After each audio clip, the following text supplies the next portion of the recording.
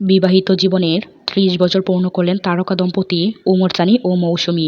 বিশেষ এই দিনে দেশবাসীর কাছে দোয়া চেয়েছেন চিত্রনায়ক ওমর সানি। সঙ্গে জানিয়েছেন, এই আনন্দের দিনেও দেশের চলমান পরিস্থিতিতে তাদের মুখের হাসি নেই।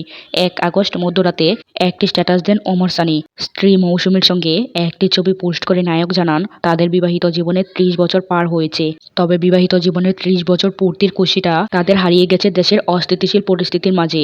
১৯৯৫ সালে ভালোবেসে বিয়ে করেন ঢালিউড সিনেমার জনপ্রিয় জুটি হিসেবে খ্যাত ওমর সানি ও মৌসুমী।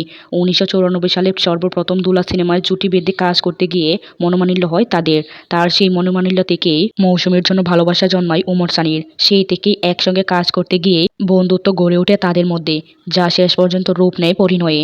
ওমর সানি মৌসুমীর সুখের সংসারে আলোকিত করেছে ২ সন্তান, একজন পুত্র ফারদিন ও অন্যজন কন্যা ফাইজা।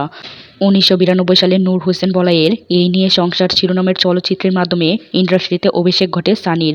অন্যদিকে মৌসুমীর সিনেমার অভিষেক ১৯৯৩ সালে। তার অভিনীত প্রথম সিনেমা কেয়ামত থেকে কেয়ামত। সানি মৌসুমীর জুটির উল্লেখযোগ্য সিনেমার মধ্যে রয়েছে আত্মা অহংকার, প্রথম প্রেম, মুক্তির সংগ্রাম, হারানো প্রেম, গরিবের রানী, প্রিয়তমী সুখের স্বর্গ, মিথ্যা অহংকার, ঘাত প্রতিঘাত সহ বেশ কয়েকটি চলচ্চিত্র।